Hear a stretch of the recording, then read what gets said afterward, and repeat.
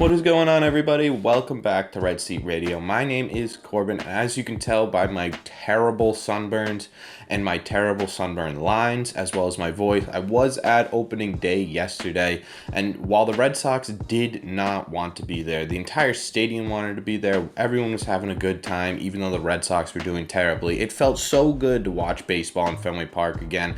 A new year, new possibilities. But we're going to get into everything that happened in that game on Monday when we do our Twin Series recap video. But today we are making a video that I never wanted to make. If I'm being totally honest with you, this entire time I have been avoiding Xander Bogaerts extension talks, mostly because of how infuriated it makes me, and on top of the fact that in the back of my head I still want to believe that the Red Sox and Xander Bogaerts are going to come to a deal before the end of the season.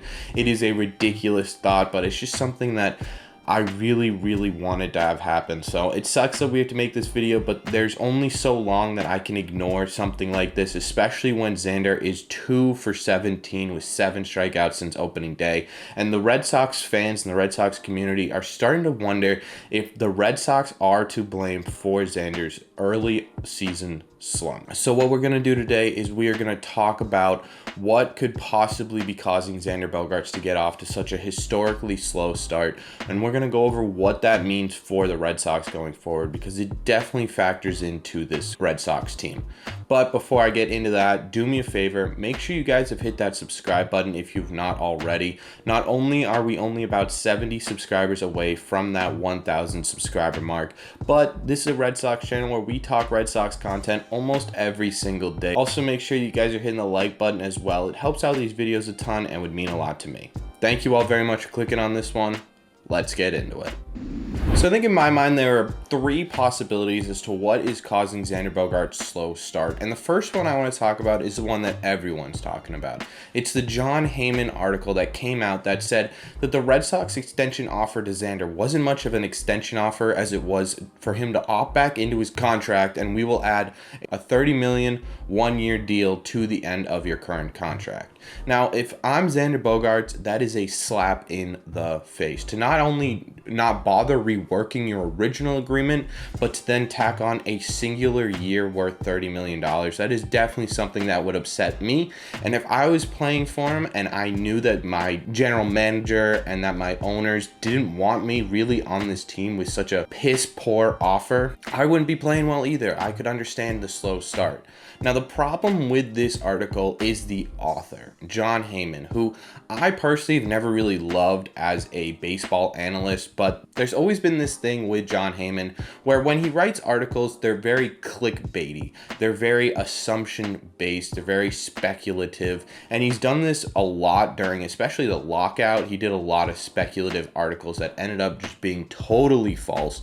So in my mind, I don't really trust Jon Heyman, which is why I don't entirely believe this article. I think there are pieces of the truth in there, but I don't think this is the full truth. And I don't think this is the Red Sox full offer. So in my mind, this contract thing that's going on with the Red Sox and Xander doesn't entirely exist. I'm sure on some level it does. But the Jon Heyman numbers in my mind are off, and I don't think that this is what's causing Xander Bogaerts' slump. I could be totally wrong though, and those numbers could be 100% correct, and that could be why Xander Bogaerts is doing so poorly to start the year. I want to know what you guys think. What do you think of this Jon Heyman article and this number that he threw out there about the end of Xander Bogaerts' contract? The second option, in my opinion, is a bit more realistic than the first one, and that is just simply the contract talks in general are getting in Xander Bogaerts' head. There's a lot of pressure on a guy, especially a superstar level talent guy, to perform really well in his contract year. No matter how many times you say to the media or even yourself or your manager that no, this will not affect me during the regular season, of course it will. Of course, in the back of your head at all times, you're thinking about the fact that if you do terribly in a contract year, you are going to have to opt into a contract that you don't love, that is for a dollar amount that you don't think you're worth, just because you had a poor year the year before your contract end. If you do really well, then you have the options. You have the ability to either drive the price up for the Red Sox or head somewhere that is going to pay you what you think you are worth. That's a ton of pressure for a guy going into the regular season. So I could 100% see in the back of his head all that pressure kind of getting to him early on.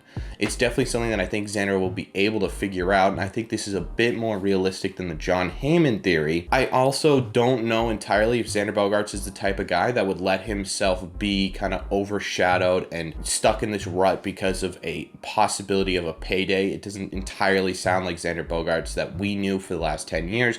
Obviously, it could be happening, and I think it's more realistic than the Jon Heyman stuff, but I don't think this is what's going on. In my personal opinion, I think that Xander Bogaerts is simply getting off to a slow start.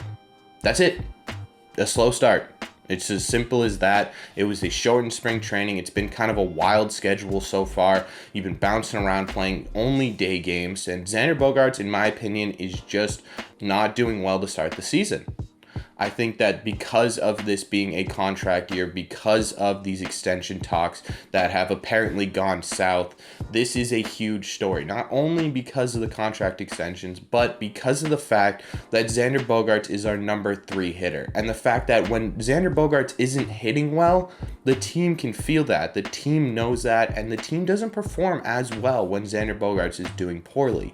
Every time Xander Bogaerts is hitting well and doing well, this team is putting W's in that win column.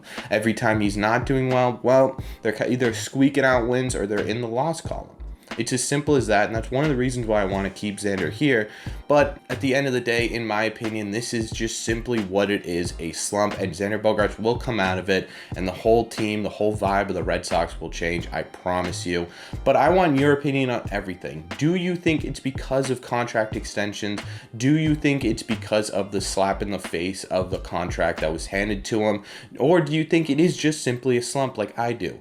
Let me know all your thoughts down below. Also, please don't comment that I'm sunburned. I told you guys, I know I'm sunburned. You don't have to let me know. And as always, before we get to the end of this video, do me a favor. Make sure you guys have hit that subscribe button.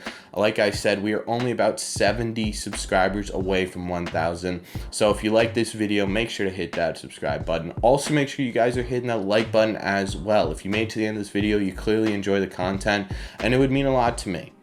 Thank you all very much for clicking on this one, and I will see you in the next one.